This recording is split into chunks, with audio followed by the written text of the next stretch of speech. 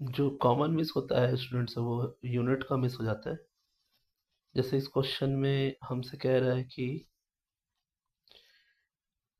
यहाँ जो यूनिट है वो किलो जूल है और यहाँ जो यूनिट है वो जूल है, और यही आज स्टूडेंट ध्यान नहीं देते।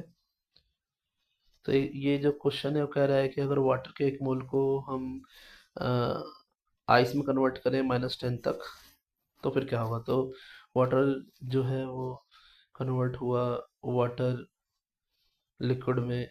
यहाँ पे टेम्परेचर 10 डिग्री सेल्सियस है, जो कि 10 से होगा 0 डिग्री सेल्सियस में। फिर 0 डिग्री सेल्सियस से हमने वाटर को 0 डिग्री सेल्सियस सॉलिड में कन्वर्ट किया। फिर वो H2O सॉलिड जो है वो -10 डिग्री सेल्सियस में कन्वर्ट हुआ है। अगर इस सारे टेम्परेचर को मैं डिग्री से केल्विन में कन्वर्ट करूँ तो ये आएगा 283 केल्विन, ये आएगा 273 केल्विन, ये भी होगा 273 केल्विन, और ये होगा 263 केल्विन। अब हर एक स्टेप के लिए मैं डेल्टा एच निकालूंगा। जैसे पहले वाले स्टेप के लिए डेल्टा एच का जो फॉर्मूला होगा वो होगा N C P delta T.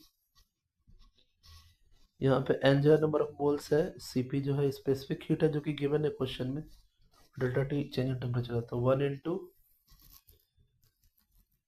Liquid का दिया हुआ है वाई, सो वाई इंटू 273 माइनस 283, जो कि आएगा -10 y जूल। यूनिट चेक करें इसका। फिर जब 273 से 273 सॉलिड में कन्वर्ट होगा तो यहाँ पर डेल्टा एच जो होगा वो होगा x किलो जूल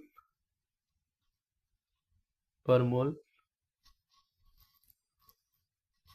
क्योंकि ये किलो जूल है तो 1000 x जूल पर मोल कर दिया इसे। और ये है delta H is equals to N C P delta T, जिसके लिए 1 इंटू सी पी की वैल्यू सॉलिड के लिए z है इंटू 263 माइनस 273, ये आ गया -10 z जूल। सबको ऐड करें अगर तो delta H is equals to delta H net is equals to -10 y joule.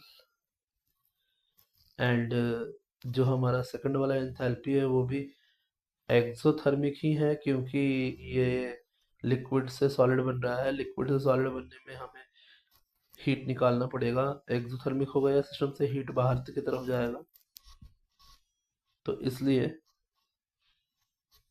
ये भी माइनस ही होगा। सो -1000 x एंड -10z। अगर इसमें से -10 कॉमन लें तो ये हो जाएगा y plus 100x plus z, and that will be equals to c।